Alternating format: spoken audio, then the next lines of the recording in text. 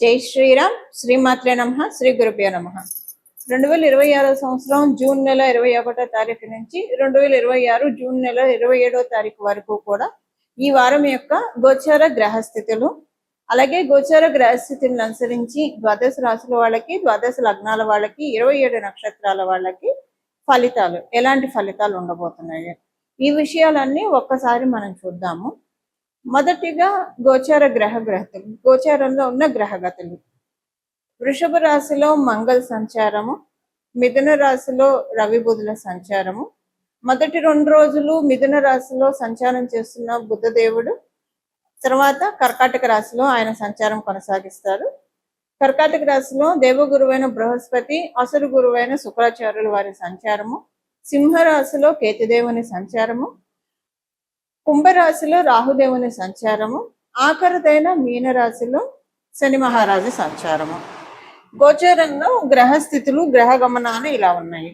ఈ గ్రహ గమనాలను అనుసరించి ఎలాంటి ఫలితాలు ఉంటాయి, ఈ ఫలితాలు తెలుసుకోవడానికి ముందుగా ఈ వారం గోచారంలో ఏమైనా ప్రత్యేక అంశాలు ఉన్నాయా, అంటే గోచార గ్రహగతులు ఏమైనా ప్రత్యేకతని సూచిస్తున్నాయా, ఈ విషయాన్ని పరిశీలిస్తే దేవగురువైన బృహస్పతి, అసలు గురువైన శుక్రాచార్యుల వారు వీరిద్దరూ కూడా కర్కాటక రాశిలో కాలపురుషుడు కుండలిలో 4వ స్థానంలో సంచారం చేయడం, అది బృహస్పతికి ఉచ్చక్షేత్రం అవుతుంది.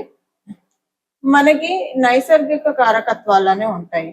వాటిల్లో 4వ హౌస్, 4వ భావము శుక్రుడిని సూచిస్తుంది. ఎవరికైనా చతుర్థంలో శుక్రుడు ఉంటే గృహ సౌఖ్యం, మాతృ సౌఖ్యం ఇవన్నీ చాలా చక్కగా ఉంటాయి. మంచి గృహం దొరుకుతాయి వాళ్ళకి, ఎక్కడికి వెళ్ళినా అలా గృహ సౌఖ్యం చాలా బాగా ఉంటుంది. అలాగా నైసర్గికంగా మనం చూసుకుంటే చతుర్థ భావం శుక్రుడికి చాలా పర్ఫెక్ట్ గా ఉంటుంది. అలాగే గురు భగవానుడికి కాలపురుషుడి కుండలిలో చతుర్థ స్థానం బలోపేతంగా ఉంటుంది. ఆయనకి దిగ్బలం చాలా ఎక్కువగా ఉంటుంది. దానికి కారణం అది ఉచ్చ రాశి అవ్వడము. ఇవి అన్నిటికంటే ఎక్కువగా స్పెషల్ సిగ్నిఫికెన్స్ ని గోచారంలో మనకి సూచిస్తుంది. ఆ తర్వాత బుధ భగవానుడు కూడా మొదటి 2 రోజుల తర్వాత నుంచి ఆయన కర్కాటక రాశిలోకి రావడము. అంటే 3 శుభగ్రహాలు కాలపురుషుడు కుండలిలో చతుర్థ స్థానంలో కలుస్తున్నాయి. 3 శుభగ్రహాలు 4వ స్థానంలో కలిసి ఉండడము ఇది చాలా మంచిది. అంటే ఏ విషయాల్లో మంచిది, ఇప్పుడు మీ రాశిని అనుసరించి ఈ ఫలితాలు మారుతాయి. ఏ ఏ ఏ విషయాల్లో బాగుంటుంది. మామూలుగా మనం కాలపురుషుడి కుండలిలో నుంచి తీసుకుంటే ఇంట్లో బాగుంటుంది, శాంతియుతమైన వాతావరణం ఉంటుంది, ఇంట బయట కూడా ప్రశాంతంగా ఉంటుంది.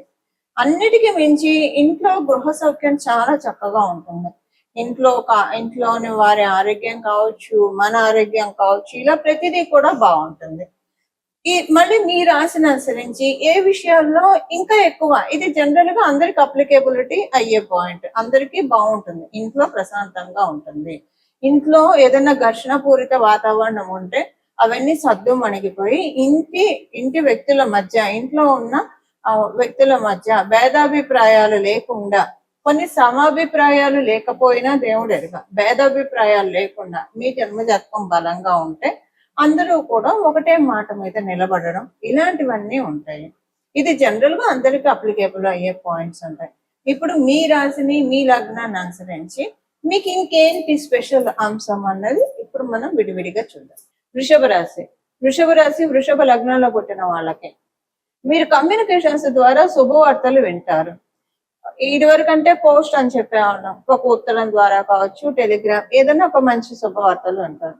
సో ఇప్పుడు మనకి కమ్యూనికేషన్ ఉత్తరం అనే కంటే ఈమెయిల్ అనొచ్చు, వాట్సాప్ మెసేజెస్ అనొచ్చు, వీటి ద్వారా శుభవార్తలు వింటారు. లేదా ఫోన్ చేయడం ద్వారా ఎవరిదైనా శుభవార్తలు వింటారు. శుభవార్తలు ఎక్కువగా వింటారు. మీరు కమ్యూనికేషన్స్ విషయాల్లో చాలా బాగా ఉంటుంది మీకు ఈ వారము. అందులో మీ రాష్ట్రాధిపతి 3వ స్థానంలో ఉండడం, అంటే మీ రాశి నుంచి 3వ స్థానం గురు భగవానుడికి పూర్తిగా అనుకూలం కాదు. మీకు మామూలుగానే గురు భగవాన్ అనుకూలుడు కాదు. అందులో 3వ స్థానం ఆయనకు అంత కంఫర్టబుల్ ప్లేస్ కాకపోయినా ఇక్కడ కొంత క్యాన్సిల్ అవుతుంది. దానికి కారణం ఏంటంటే ఉచ్చ రాశి కావడం వల్ల. అలాగే మీ రాష్ట్రాధిపతి 3వ స్థానంలో ఉండడము, ఇదంతా కూడా చాలా మంచిది. ఏమైనా మొబైల్స్ పర్చేస్ మొబైల్స్, ల్యాప్టాప్స్ ఇలాంటివి లేదా వెహికల్స్ పర్చేజ్ చేయడానికి ఛాన్స్ ఉంది ఈ వారంలో. ఏమైనా మీరు వాటి పర్చేజ్ కోసం చూస్తూ ఉంటే కనుక మంచివి దొరుకుతాయి మీకు. మంచి ఐటమ్ అంటే మంచి క్వాలిటీ ఉన్న ఐటమ్స్ దొరుకుతాయి మీకు ఈ సమయంలో. బలంగా ఉంది కాబట్టి మీకు యంగర్ సిబ్లింగ్స్ ఉంటే వాళ్ళకి చాలా మంచి శుభ సమయము. ఇరుగు పొరుగు వారితోటి చక్కటి సంబంధాలు ఉంటాయి. ఇరుగు పొరుగు వారు అంటే మన ఇంట్లో ఉంటే మన చుట్టుపక్కల వాళ్ళు ఇరుగు పొరుగు వారు. ఉదాహరణకి మీరు ఉద్యోగం చేస్తున్నారు అనుకోండి, మీ తోటి కొలీగ్స్ ఇరుగు పొరుగు వారు. మీకు ఇరుగు పొరుగు వారితోటి చక్కటి సత్సంబంధాలు ఉంటాయి. రెస్పెక్ట్ చక్కగా రిటైన్ అవుతుంది మీకు. మొదటి 2 రోజుల తర్వాత బుధుడు ఎప్పుడైతే తృతీయ రాశిలోకి ఎంటర్ అవుతాడో అక్కడి నుంచి మీరు అనుకోకుండానే అంటే ఈ వారంలో కావచ్చు లేదా ఒక 10 రోజుల్లో పిల్లలతోటి కనెక్ట్ అవుతారు. అనుకోకుండా పిల్లలతోటి కనెక్ట్ అవుతారు మీరు. అది మీ బంధువర్గంలో పిల్లలతోటి కావచ్చు. అది కూడా మీకు చాలా మంచి ఎనర్జీస్ ఇస్తుంది. ఒక్కొక్కసారి కొంతమందితో మనం అసోసియేట్ అయి ఉండడము కొత్త ఎనర్జీస్ ని మనకు బూస్టప్ చేస్తుంది. అలా ఉండడానికి ఈ వారం చాలా చక్కగా ఉంది. ఫైనాన్షియల్ రిలేటెడ్ ఫీల్డ్స్ లో ఉన్న వాళ్ళకి చాలా చక్కటి శుభ సమయము. వివాహ ప్రయత్నాలు చేయడానికి కూడా అనువైన సమయము. ఇవి ఈ వారం యొక్క గోచార గ్రహస్థితుల ఫలితాలు వృషభ రాశి వృషభ లగ్నంలో పుట్టిన వాళ్ళకి. పరిహారం, ఈ వారం చేసుకోవాల్సిన పరిహారము. ఈ వారంలో చతుర్థ స్థానం చాలా బలంగా ఉంది కాబట్టి చతుర్థ స్థానం, మాతృస్థానం, కుటుంబ స్థానం, ఇంకా అనేకం ఉంటాయి. వాహన సౌఖ్యం, గృహ సౌఖ్యము చాలా ఉంటాయి చతుర్థ స్థానంలో మనం చూడాల్సినవి. చతుర్థ స్థానం బలంగా ఉండడం వల్ల అమ్మవారి ఆరాధన చాలా చక్కటి సత్ఫలితాన్ని ఇస్తుంది. ద్వాదశ రాశుల వాళ్ళు, ద్వాదశ లగ్నాల వాళ్ళు ఏ అమ్మవారినైనా ఆరాధించవచ్చు. మీరు శ్రీ మహాలక్ష్మి అమ్మవారి ఆరాధన చేస్తే శ్రీ మహాలక్ష్మి అమ్మవారి ఆరాధన, లలిత అమ్మవారి ఆరాధన, సరస్వతి అమ్మవారి ఆరాధన, దుర్గా అమ్మవారి ఆరాధన, అలా ఏ అమ్మవారి ఆరాధన అయినా చేయవచ్చు. చాలా మంచి ఫలితాన్ని ఇస్తుంది. ఈ వారంలో ఒక్కరోజు మీకు కుదిరితే ఏదైనా గ్రామ దేవత అమ్మవారి ఆలయానికి వెళ్ళి అమ్మవారి ఆశీస్సులు తీసుకొని రావడానికి చక్కటి సమయము. ఇదేంటంటే 3 గ్రహాలు కర్కాటక రాశిలో సంచారము అందరికీ ఒక దిష్టి చుక్క. ఇప్పుడు మన ఇంట్లో మన పెద్దలు మనకి దిష్టి తీస్తూ ఉంటారు, అనుకుంటూ ఉంటాం కదా, దిష్టి దోషాలు, నరదిష్టి, నరఘోష, నరపీడ. గోచారంలో శుభగ్రహాలు ఎప్పుడైతే శుభస్థానంలో సంచారం చేస్తూ ఉన్నాయో అప్పుడు మనకి, మన ఇంటికి, మన ఒంటికి ఉన్న దిష్టి, పీడ అన్ని పారిపోతాయి. ఎలాంటి దిష్టి దోషాలు లేకుండా మనల్ని మనం సెక్యూర్ చేసుకునే సమయం ఇది. ఇంకా మనం పటిష్టం చేసుకోవడానికి ఇప్పుడు ఏ పరిహారం చేసుకోకపోయినా 30% ఇది అప్లికేబిలిటీ ఉంటుంది, 40%. కాకపోతే ప్రయత్నపూర్వకంగా మనం తెలుసుకొని చేయడం వల్ల 100% మొత్తం మనకు ఉన్న దృష్టి, మన పిల్లలకు ఉన్న దృష్టి, మన కుటుంబ సభ్యులకు ఉన్న దృష్టి, మన ఇంటికి ఉన్న దృష్టి అన్ని కూడా పోగొట్టుకోవచ్చు. దీనికి చేయాల్సింది సింపుల్ గా అమ్మవారి గ్రామదేవత అమ్మవారి ఆలయానికి వెళ్ళి ఒక రోజు దర్శనం చేసుకోవడం, అక్కడ అమ్మవారికి పూజించిన కుంకుమ తెచ్చుకొని రోజు నుదుటిన ధరించడం, అంతే సింపుల్ గా. లేదా ఏదైనా అమ్మవారి ఆలయానికి వెళ్ళి అక్కడ కుంకుమ కొంచెం తెచ్చుకొని అది ప్రతిరోజు ఇంటిలో పాది పెట్టుకుంటూ ఉంటే కనుక చక్కగా ఉంటుంది. దిగదుడుపండి, దిష్టి దిగదుడుపు. ఇది చాలా అరుదుగా వచ్చే అవకాశం. ఎందుకంటే కర్కాటక రాశిలో గురు భగవానుడు ఇప్పుడు మళ్ళీ వచ్చే సంవత్సరం ఇదే నెలకి కొంచెం అటు ఇటుగా శుక్రాచార్యులు వారు సంచారం చేస్తారు, బుధ భగవానుడు సంచారం చేస్తారు. సంవత్సరానికి ఒకసారి వాళ్ళు ఖచ్చితంగా కర్కాటక రాశిలో సంచారం చేస్తారు. కానీ వాళ్ళు సంచారం చేసినప్పుడు దేవగురు అయిన బృహస్పతి ఉంటాడా అంటే ఉండడు. మళ్ళీ ఇప్పుడు ఈ సంవత్సరం దాటిన తర్వాత ఆయన 12 సంవత్సరాలు పడుతుంది మళ్ళీ రావడానికి. ఇది మనకి చక్కటి సదావకాశము.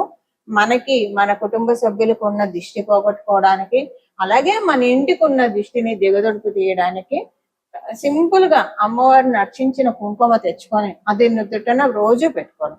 మీరు ఇంట్లో రోజు కుంకుమ అర్చన చేస్తూ ఉంటే, అది మీరు పెట్టుకుంటూ ఉంటే అది కూడా మంచిది. కాకపోతే దేవాలయంలో శ్రీచక్ర అర్చన ఇవి చేస్తారు కాబట్టి పవర్ ఎక్కువ ఉంటుంది. సో అలా దేవాలయాల నుంచి తెచ్చుకున్న కుంకుమ ప్రతిరోజు పెట్టుకుంటే కనుక, ఇంటిల్లి పాది కూడా పెట్టుకుంటే మొత్తం ఇంత సింపుల్. ఇప్పుడు ఈ టైము మొత్తము నెగిటివ్ ఎనర్జీస్ అన్ని కూడా బయటికి వెళ్ళిపోయే సమయము. అంటే వాటికి మంగళం పాడే సమయం వచ్చేసేస్తుంది. వాటిని బయటికి సాగనంపే సమయము. వీటిని ఎలా సాగనంపుతాము? ఇలానే సాగనంపాలి.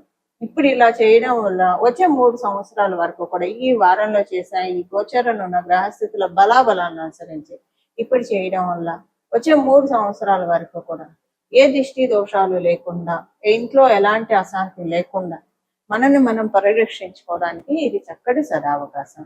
ఈ విధంగా మనం అందరం కూడా జగదంబ ఆశీస్సుల్ని పొందాలని చెప్పి, అలాగే మనసులో మీరు ఏ పని చేస్తూ ఉన్నా సరే జగదాంబ నామస్మరణ చేస్తూ ఉంటే కనుక చాలా మంచిది. మీరు ఏ నామాన్నైనా అమ్మవారిని పట్టుకోండి, లేదా అమ్మవారిని శరణు వేడండి, పాహి పాహి అని. అంబా పాహి జగదంబా పాహి, మాతా పాహి జగన్మాతా పాహి, మేసి పాహి పరమేసి పాహి, జయ జయ హే జగదంబే. ఇలా అమ్మవారిని చక్కగా ఎలుగెత్తి కీర్తించండి. అంబా పాహి పాహి, అంబా పాహి పాహి, జగదంబా పాహి పాహి, శరణు శరణు, రక్ష రక్ష అని మనసులో అనుకుంటూ ఉండండి. ఈ సమయంలో అమ్మవారు మనందరినీ పరికించి చూసే చాలా ప్రత్యేకమైన శుభ సమయము. ఇలాంటి శుభ సమయాలు మనం మిస్ అవ్వకూడదు. మిస్ అవ్వకుండా అంటే ఇప్పుడు సీజన్ లో పంటలు వేస్తే కనుక విత్తనాలు చల్లితే చక్కగా పంట వస్తుంది. వర్షాలు సకాలంలో పడితే పంట సరిగ్గా చేతికి అందుతుంది. అలా కాకుండా వేరే రకంగా జరిగితే పంట అంతా నాశనం అవుతుంది. సో ఇప్పుడు చక్కగా అమ్మవారి ఆశీస్సులు తీసుకోవడానికి చక్కటి శుభ సమయం కాబట్టి ఈ రకంగా చేస్తే మంచిది. మీ అదృష్టం మీలో ఎవరికైనా ఈ 1 వీక్ లో మీకు పుట్టినరోజు కావచ్చు, పెళ్లి రోజు ఇలాంటివి ఏమన్నా వస్తే కనుక ఇంకా మీరు నిజంగా నక్కతోక తొక్కినట్లే. ఆ రోజు అమ్మవారి గుడికి వెళ్ళి ఎలాగో వెళ్తారనుకోండి, అమ్మవారి కుంకుమ తెచ్చుకొని ధరించండి. మీకు ఇంకా యాడెడ్ అడ్వాంటేజ్, ఎక్కువ బ్లెస్సింగ్స్ రావడానికి చక్కటి అవకాశం ఉంటుంది. ఇవండి ఈ వారం యొక్క గోచర గ్రహస్థితుల ఫలితాలు, అలాగే దాన్ని అనుసరించి చేసుకోవాల్సిన పరిహారము. ఇలా మనం అందరం కూడా అమ్మవారి యొక్క కృపకి పాత్రలు అవ్వాలని చెప్పి మనందరి తరఫున జగదంబికను, జగన్మాతను, పరాదేవతను మనస్ఫూర్తిగా శిరస్సు వంచి ప్రణామం చేస్తూ మంగళం. నమో భగవతే వాసుదేవాయ.